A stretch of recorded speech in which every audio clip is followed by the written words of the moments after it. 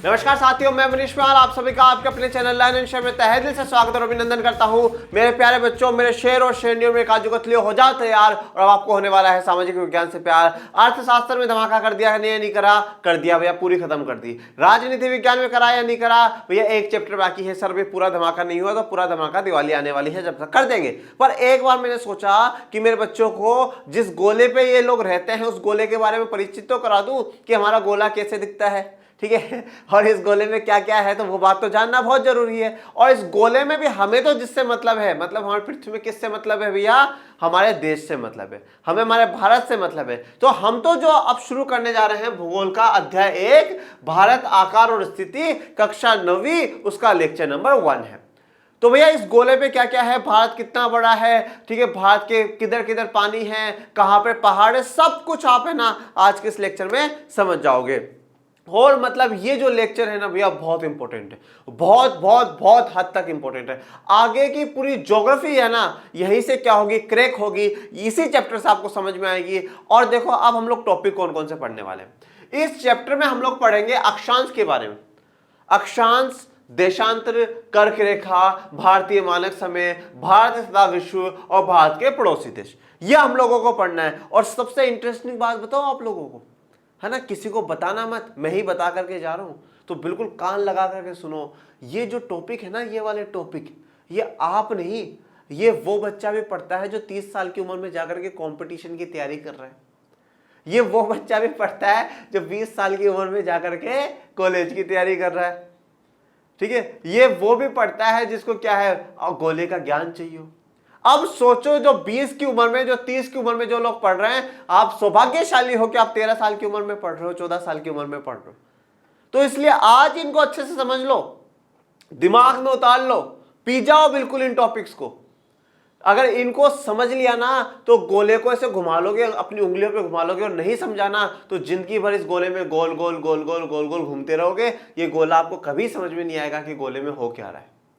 तो आज ही समझ लो, और अपने से जो बड़े हैं, जो कंपटीशन की कॉलेजों की तैयारी कर रहे हैं, उनको समझाओ कि देखो भाई ये अक्षांश होता है, ये देशांत होता है, ये कर्क रेखा होती है, मकर रेखा होती है। तो ये चीज हमें आज शुरू करते हैं। तो शुरू हम करते हैं अक्षांश से। देखो भैया जो टॉपिक है ना, टॉपिक हमारा कैसा है, टॉपिक है प्रैक्टिकल लाइफ वाला।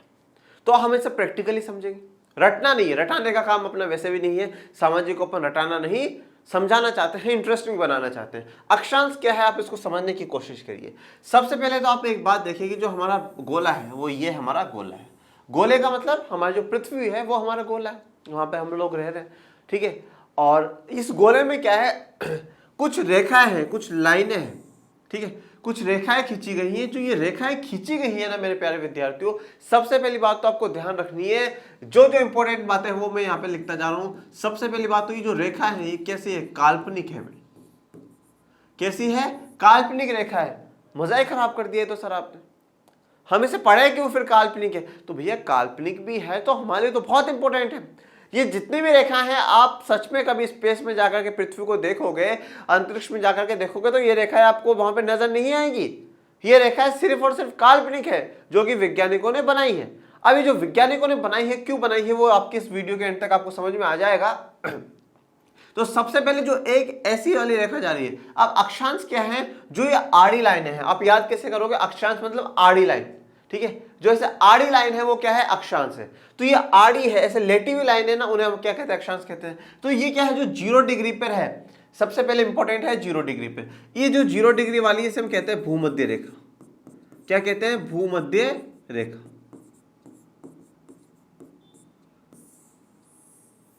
ओके, तो 0 डिग्री वाली जो है उसे हम क्या कहेंगे, भूमध्य रेखा कहेंगे। बहुत इंपॉर्टेंट है ये। अब उसके बाद क्या, हर एक डिग्री पे क्या चल रही है, लाइनें चलती जा रही है। अब हमारे लिए हर डिग्री वाली लाइन को पढ़ना जरूरी नहीं है। आप दो बातों को समझिए। सबसे पहली तो ये है कि जब ये गोला बीच में से जो 0 डिग्री की लाइन जा रही है, ये क्या कर रही है, पूरे पृथ्वी को 2 भागों में बांट रही है। एक भाग कौन सा है, जिसे हम बोलते हैं नॉर्दर्न हेमिस्फीयर, नॉर्दर्न हेमिस्फीयर, और हिंदी में से कहा जाता है उत्तरी गोलार्ध। उत्तरी गोलार्ध मतलब उत्तरी गोला अर्ध, आधा गोला, ठीक है।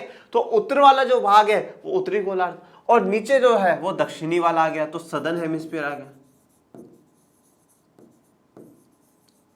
सदर्न हेमिस्फीयर और दक्षिण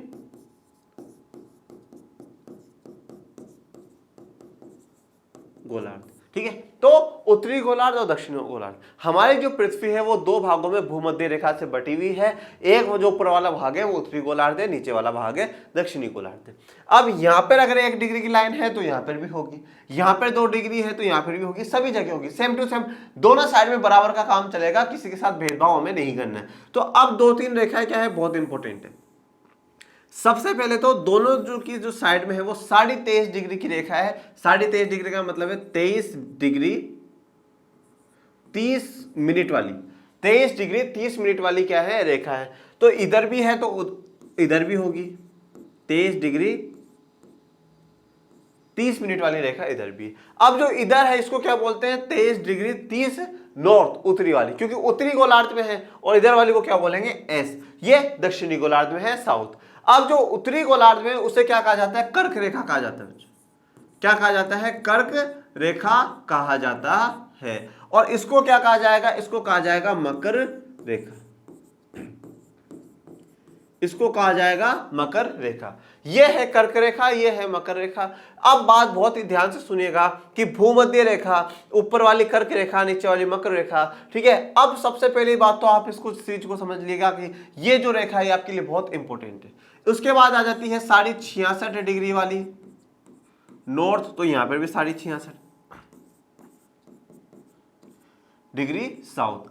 अब यहां पर जो ऊपर वाला पॉइंट है इसे हम बोलते हैं नॉर्थ पोल, और इसे हम बोलते हैं यहां पे जो है वो है साउथ पोल। ठीक है, उत्तरी ध्रुव और दक्षिणी ध्रुव। ठीक है, ये बातें बोली जाती है। तो उत्तरी ध्रुव और दक्षिणी ध्रुव ये क्या है, पूरी पृथ्वी के बारे में है। ऐसे कर करके बहुत सी अक्षांश क्या है, ऐसी आड़ी लाइनें हैं वो खींची गई हैं, वो सारी काल्पनिक है। अब देखो, एक तो क्या है कि जैसे 23.5 डिग्री यहाँ पर है, यहाँ पर है, तो जब सन का मूवमेंट होता है ना तो उससे हमें पता चल जाता है सन कौन से वाले में एंटर कर रहा है। अब देखो, आप इस बात को देखिएगा, ये वाला जो टाइम है, ये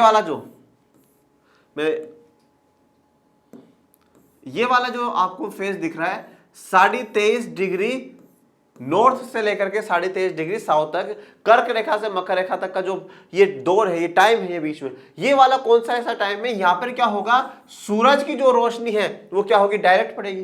भाई सूरज की किरणें हैं क्या, डायरेक्ट आएंगी। तो जब सूरज की किरणें जो डायरेक्ट आएंगी तो यहाँ पे मतलब क्या होगा, यहाँ पे जो गर्मी है वो बहुत तेज गर्मी पड़ेगी। सूरज की किरणें ज्यादा है, इसका मतलब क्या है, धूप ज्यादा होगी, गर्मी ज्यादा होगी। तो ये वाला जो इलाका है ना, यहाँ पे क्या होगी, गर्मी बहुत ज्यादा होगी। ठीक है, तो ये वाला जो इलाका है यहाँ पे गर्मी, क्योंकि यहाँ पे जो है सूरज की किरणें सीधी जा रही हैं, डायरेक्ट रेज है सूरज की।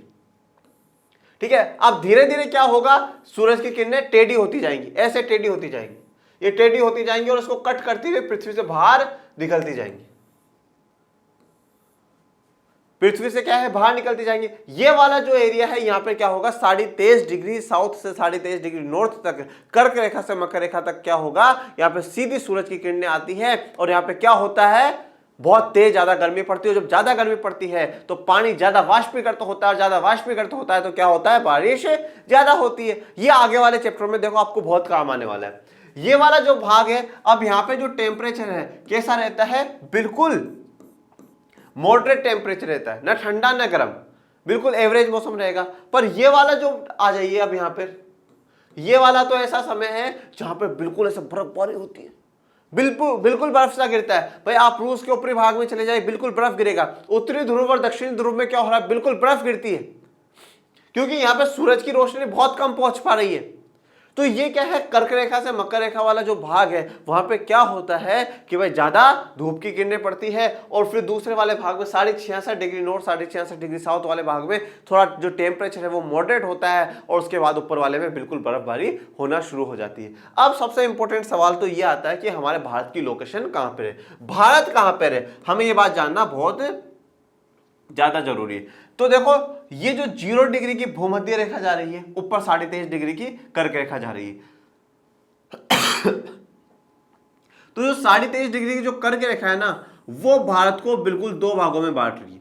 भारत को बिल्कुल दो भागों में बांट रही है, दो भागों में बांटते जा रही है। तो भारत की जो स्थिति है वो 0 डिग्री से लेकर करके यहां के बीच में, मतलब हम क्या है इस वाले फेज में भी है जहां पे क्या हो टेम्परेचर थोड़ा सा मॉडरेट होगा, मतलब एवरेज सा होगा, और उस वाले फेज में भी है जहां पे क्या होगा सूरज की सीधी किरणें पड़ती है और गर्मी ज्यादा होती है। तो आप दक्षिणी भागों में देखो गर्मी ज्यादा है, बारिश ज्यादा हो रही है। ऊपरी वाला भाग जैसे जैसे आप ऊपर की तरफ बढ़ते जाओगे, हिमालय की तरफ जाते जाओगे, बर्फबारी होती है, कश्मीर में होती है, उत्तराखंड में होती है। तो जैसे जैसे आप ऊपर की तरफ बढ़ते जाओगे क्या होता जाएगा, क्या होगा, तापमान गिरेगा, टेम्परेचर गिरेगा, टेम्परेचर गिरेगा तो क्या होगा, जो ठंड का मौसम है वो बढ़ रहा है ना, तो यहाँ पे क्या होगी बर्फबारी ज्यादा होने लगेगी। तो भारत की जो लोकेशन है वो यहाँ पे है। अब आपको दूसरी बात ध्यान क्या रखनी है कि जो भारत की लोकेशन है वो किस में है, वो उत्तरी गोलार्ध में है। भारत की लोकेशन किस में है, उत्तरी गोलार्ध में है। और तीसरी बात आपको ध्यान क्या रखनी है, जो कर्क रेखा है वो भारत को दो भागों में बांट रही है, जो कर्क रेखा है वो भारत को दो भागों में बांट रही है। और कौन कौन से राज्य हैं जिनसे कर्क रेखा निकल रही है, तो आइए जानते हैं उसके बारे में कौन कौन से राज्य हैं। सबसे पहले देखो गुजरात। अब इस कर्क रेखा को बिल्कुल ध्यान से देखते हुए जाइएगा। ये सबसे पहले तो जो यहाँ पे नजर आ रहा है ये वाला है जो है हमारा गुजरात, ठीक है। गुजरात से निकल करके कहां जाएगी, ये जाएगी भैया राजस्थान। राजस्थान में देखो बहुत बहुत माइनर सा टच कर रही है, माइनर, ये इतना सा जो नीचे का भाग है ना राजस्थान का, जो मध्य प्रदेश के पास में सी है, इस वाले को टच कर रही है। उसके बाद जो तीसरा भाग है उसका मध्य प्रदेश है। फिर ये देखो अब छत्तीसगढ़ में भी सिर्फ ये वाले भाग से निकलती हुई जा रही है, छत्तीसगढ़, फिर झारखंड, फिर पश्चिम बंगाल, और पश्चिम बंगाल का त्रिपुरा, और त्रिपुरा के बाद मिजोरम, और फिर ये आगे निकल जाएगी, ठीक है।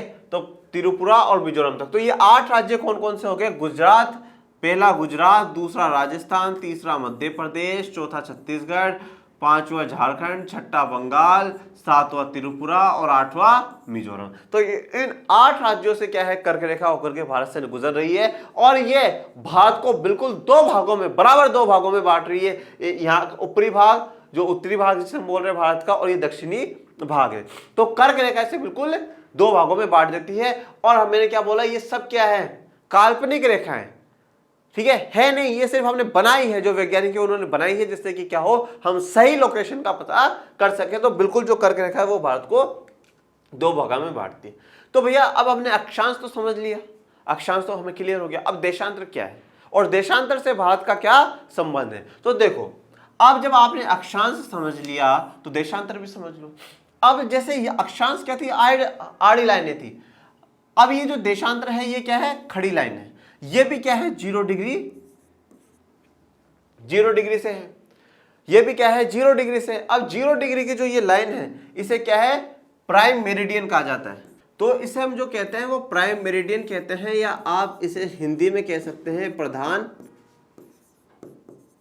मध्यिका, ठीक है। ये देशांतर है। जो देशांतर क्या है, बिल्कुल जो क्या है गोला है जो आपका पृथ्वी है उसके बिल्कुल इस प्रकार से क्या है, जो खड़ी लाइन है वो निकल रही है, वो क्या है 0 डिग्री प्राइम मेरिडियन है, प्रधान मध्यिका है। अब इसी प्रकार से क्या है हर डिग्री पे ऐसे लाइनें निकलती जा रही है। और अब आपको एक दो बातें बहुत ध्यान इसमें देशांतर में रखनी है कि जो आखिरी लाइन होगी ना वो फिर से क्या होगी, एक ही हो जाएगी। तो 0 डिग्री वाली लाइन और 360 डिग्री वाली जो लाइन है वो क्या हो जाएगा, सेम हो जाएगी, मैच हो जाएगी। जैसे कि ये मान लो ये हमारा गोला है। अब इस गोले पे जब यहाँ से लाइन ली है फिर दूसरी लाइन ऐसे कर करके इससे मिल रही है, ठीक है। मैंने क्या बोला आपको भाई, ये वाली लाइन और ये वाली लाइन पीछे की तरफ से दोनों मिल जाएंगी।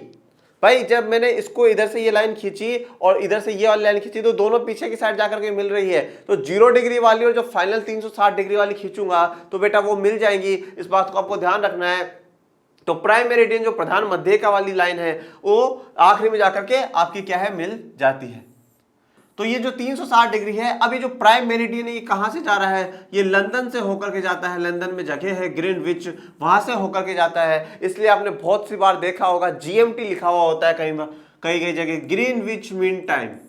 ग्रीनविच मीन टाइम, जो टाइम आपका डिसाइड होता है ना वो यहीं से ही डिसाइड होता है। जो टाइम आपका डिसाइड होता है वो यहीं से ही डिसाइड होता है। और लंदन से, क्योंकि वो जब समय था कि क्या था, एक जो ब्रिटेन का इंग्लैंड का दौर था, बड़ा समय, उनका अच्छा समय चल रहा था, तो उसी समय से क्या है प्राइम मेरिडियन प्रधान मध्यिका को निकाला गया। अब एक दो बात आप और ध्यान रखिए, ये जो प्राइम मेरिडियन है ये पृथ्वी को दो भागों में बांट रही है। पश्चिम भाग, ठीक है, पश्चिम गोलार्ध और ये पूर्वी गोलार्ध।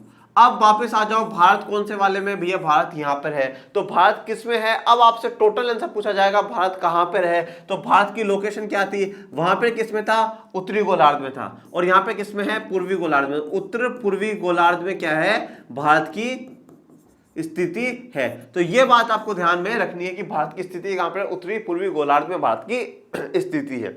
अब आप ये बात आपको पता है कि जो पृथ्वी घूमती है वो यूं घूमती है, ऐसे पृथ्वी का क्या है, मूवमेंट हो रहा है पूर्व से पश्चिम की तरफ, ऐसे पृथ्वी घूमती जा रही है, घूमती जा रही है, गोल गोल गोल गोल घूम रही है। अब वो बात को बहुत ध्यान से सुनिएगा, यहाँ पे जो टाइम है, जो यहाँ पे समय हो रहा है, जैसे मान लो ये पूर्व का है, यहाँ पे जो समय हो रहा है, यहाँ पे पहले समय होगा। पहले समय होने का मतलब क्या है, जैसे मान लो यहाँ पर अगर 8 बज गए हैं ना, यहाँ पे 8 बज गए हैं ना, तो फिर यहाँ पे 8 इस वाली जगह पे 8 बाद में बजेंगे।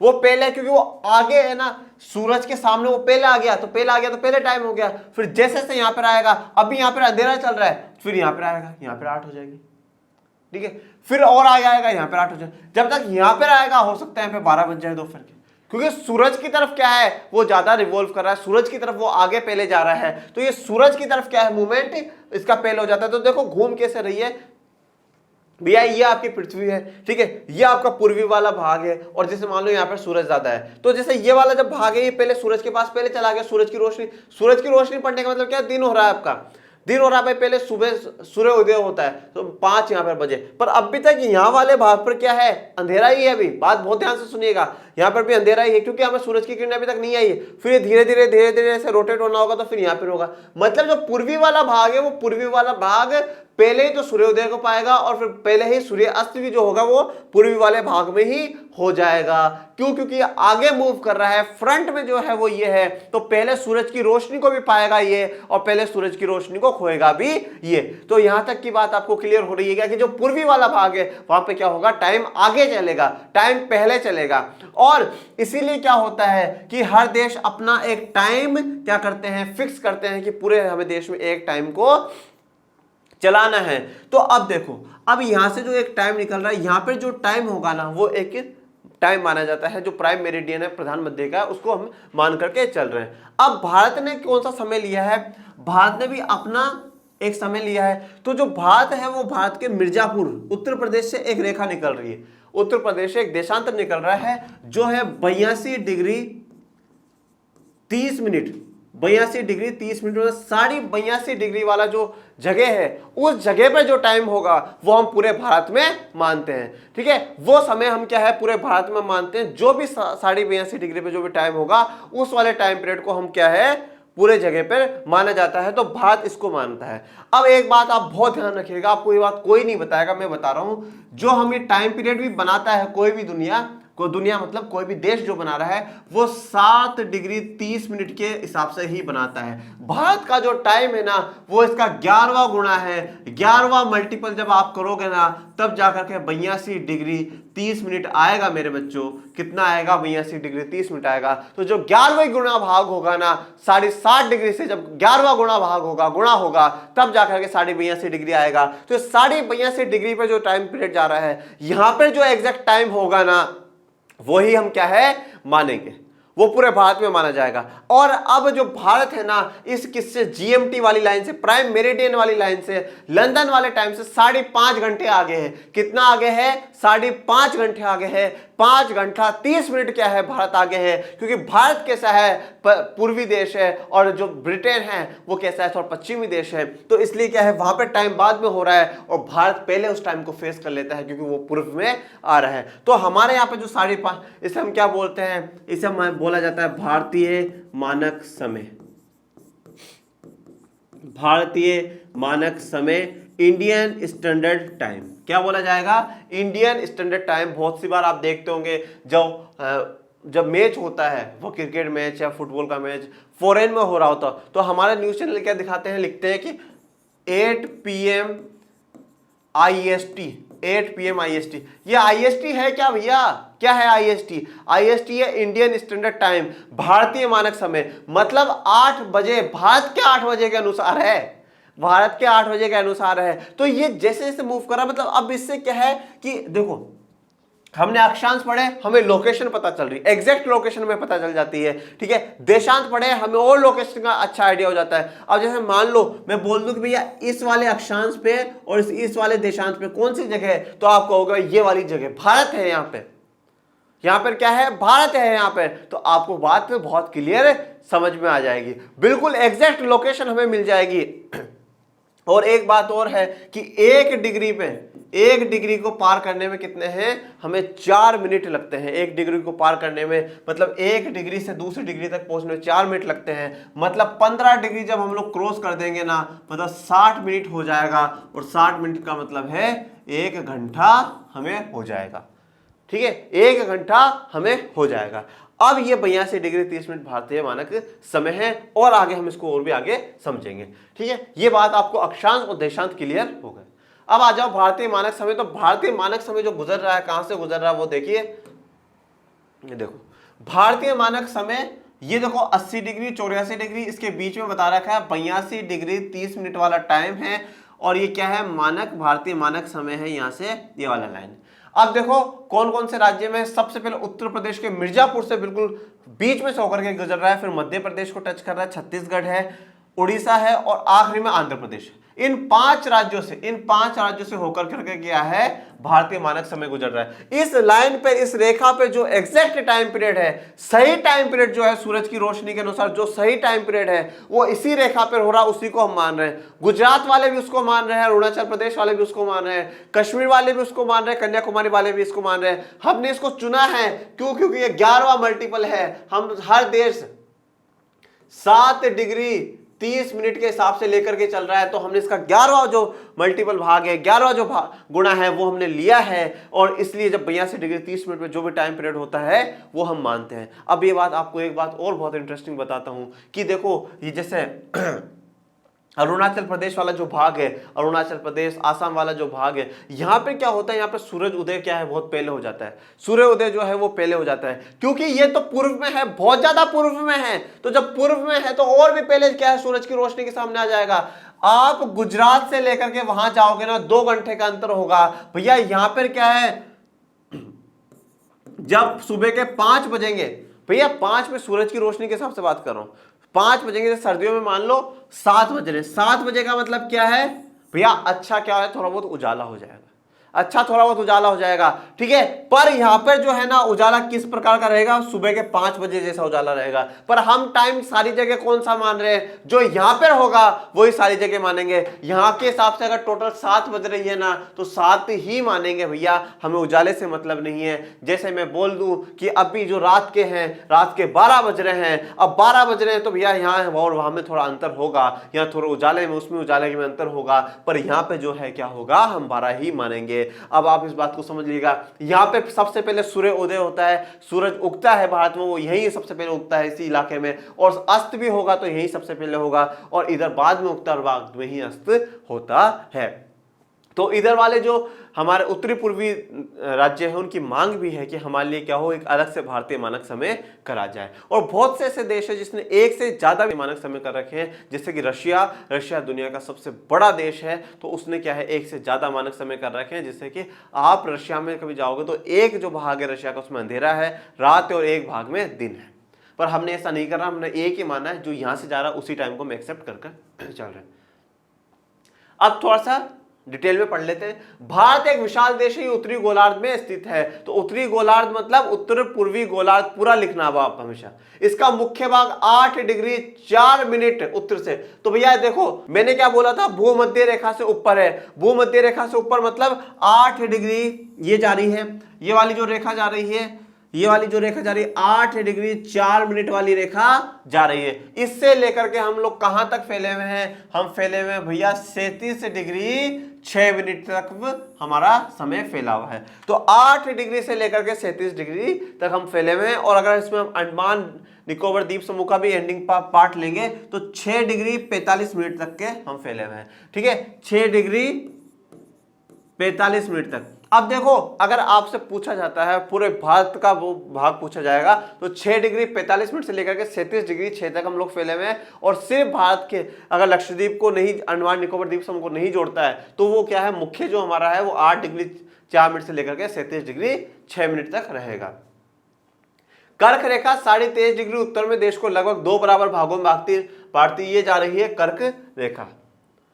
मुख्य भूभाग के दक्षिण पूर्व में, देखो अब मुख्य भूभाग के, ये जो मुख्य भूभाग आपको दे रखा है, जमीन का भाग दे रखा है, इसके दक्षिण पूर्व में ये वाला दक्षिण वाला भाग है, और इसके पूर्व में इधर आ जाओ, दक्षिण पूर्व में बंगाल की खाड़ी है। बंगाल की खाड़ी ये रही, ठीक है। अब देखो इधर क्या है, हमारा पश्चिम बंगाल है, तो पश्चिम बंगाल के नाम पे मान लो बंगाल की खाड़ी, याद ऐसे करोगे, पश्चिम बंगाल की तरफ बंगाल की खाड़ी, और इधर क्या है अरब सागर, दूसरी तरफ क्या आ जाएगा अरब सागर आ जाएगा। तो देखो दक्षिण पूर्व में क्या बोला, एक तो अंडमान निकोबार द्वीप समूह, तो अंडमान निकोबार द्वीप समूह, तो बंगाल की खाड़ी और अंडमान निकोबार द्वीप समूह क्या है दक्षिण पूर्व में है, और लक्षद्वीप समूह और क्या है अरब सागर जो है आपके दक्षिण पश्चिम में आपको देखने को मिलेंगे। भारत के भूभाग का कुल क्षेत्रफल लगभग 32.8 लाख वर्ग किलोमीटर है, बहुत बड़ा है। भारत का क्षेत्रफल विश्व के कुल भौगोलिक क्षेत्रफल का 2.4% है। भारत विश्व का 7वां बड़ा देश है, तो 7वां बड़ा देश है, तो अब 6 कौन से हैं वो जानते हैं। तो भैया सबसे पहला तो जो सबसे बड़ा देश है वो है रूस, ये रहा रूस, सबसे बड़ा जो देश है वो है रूस। रूस के बाद जो दूसरा नंबर है वो है कनाडा का। तो देखो भैया कनाडा की जो स्थिति है वो बहुत बड़ी है। अब ये वाला जो भाग है ना, ये तो किसका है, संयुक्त राज्य अमेरिका का है, यूएसए का भाग है। अब ये वाला यहाँ ये यहाँ तक का कुछ भाग जो है वो किसका है, कनाडा का है। तो दूसरे नंबर पे कौन है, कनाडा है। तीसरे नंबर पे कौन है भैया, संयुक्त राज्य America, United states of America है 3। चौथे पे कौन सा है, चौथे पे हमारे पास यहाँ पे रहा जो चीन है वो है चाइना। तो चीन हमारे कौन से पे है, चौथे पे है। उसके बाद जो 5वां नंबर आ जाता है वो आ जाता है ब्राजील का। ये वाला जो आपको दक्षिण अमेरिका में जो ये पूरा भाग देखने को मिल रहा है ये ब्राजील का है। ये जो भाग है वो किसका है, ब्राजील का है। उसके बाद ये पूरा महाद्वीप और पूरा देश जो है वो कौन सा है, ऑस्ट्रेलिया वाला है। तो ये ऑस्ट्रेलिया। और 7वें नंबर पे सबसे प्यारा, सबसे अच्छा, सारे जहां से अच्छा हिंदुस्तान हमारा, ये कौन सा है, ये भारत है। तो 7वां बता दिए, सबसे पहले रूस है, दूसरे नंबर पे कनाडा है, तीसरे नंबर पे अमेरिका है, चौथे पे चीन है, 5वें ब्राजील है और 6ठे पे ऑस्ट्रेलिया है। 6ठे पे ऑस्ट्रेलिया और 7वें पे भारत है। अब देखो जो इनका परसेंटेज जो शेयर है वो हम लोग देख लेते हैं। रूस 17.9%, 17.09% जो है टोटल जितनी भी जमीन है पूरे पृथ्वी पे उसका भाग उसने कवर कर रखा है। 9.98 कनाडा के पास है, 9.893 अमेरिका के पास है। इनमें ज्यादा डिफरेंस नहीं है। चीन के पास 9.60 है, ब्राजील के पास 8.51 है, ऑस्ट्रेलिया के पास 7.69 और भारत के पास 3.28 लाख वर्ग जो किलोमीटर का है वो इतना भाग है। देखो रूस भी क्या है, रूस भी टूट गया नहीं, रूस पहले और भी बड़ा हुआ करता था, ठीक है। कनाडा की तो चलो स्थिति ठीक है, अमेरिका भी जुड़ कर बड़ा हो गया, चीन ने काफी जगह हड़प रखी है, ठीक है। ऐसा है तो भारत की जो स्थिति है वो 7वें नंबर पे फिर भी सबसे बड़ा देश है।